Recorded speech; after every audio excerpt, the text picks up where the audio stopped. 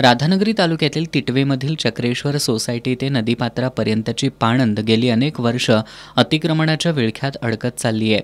हा पाणंद रस्ता खुला व्हावा या मागणीसाठी सामाजिक कार्यकर्ते सिकंदरभाई मुल्लानी यांनी आमरण उपोषण सुरू केलं होतं। ग्रामपंचायत प्रशासनानं पाणंद रस्त्याचं अतिक्रमण काढण्याची मागणी केली होती। त्या अनुषंगानं तहसीलदार अनिता देशमुख यांनी आज गावाला भेट देत अतिक्रमण काढण्याची ग्वाही देत मुल्लानी यांना उपोषण मागे घेण्याचं आवाहन केलं।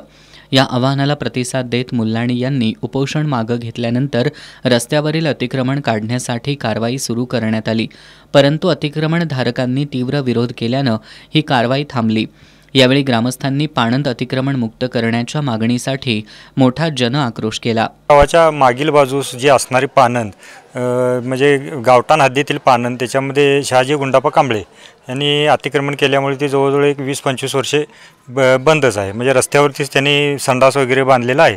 ते आज निष्कर्षित करत असताना गावामधून सुद्धा फार मोठा आक्रोश झाला, पण आम्ही ते निष्कर्षित करत असताना त्या पद्धतीमध्ये आम्हाला प्रशासनानं पाहिजे तशी साथ दिली नाही आणि त्याच्यामुळे आपल्याला आज गावामध्ये सुद्धा वाहतुकीला मोठा अडथळा होतोय आणि तिकडून जे ह्याची वाहतूक होते ऊसाची वगैरे ती त्याच्यासाठी ते खुलं करणं फार मोठं गरजेचं आहे, पण प्रशासन पाहिजे तेवढी दखल घेतली नाही। सरकार म्हणते की आपल्याला पाणंदी खुल्या करायच्या आहेत हे आहेत, पण प्रशासन त्या पद्धतीत साथ देत नाही। असंच की बाबा ते निष्कर्षित करायला सहकार्य करायला पाहिजे होतं, पण आम्हाला याला मनाई आहे अशा पद्धतीचे उत्तरं देऊन त्यांनी ते टाळलं आणि आम्हाला सुद्धा ते पाडू दिलं नाही। पात्रापर्यंतची पाणंद ही खुली करण्यासाठी वारंवार गेली 25 वर्षे आम्ही सातत्यानं आंदोलनं उपोषणं करीत आहोत। प्रत्येक वेळी प्रशासनाने लेखी आश्वासनांची खैरात करून वाटाण्याची अक्षता देण्याचं काम केलं।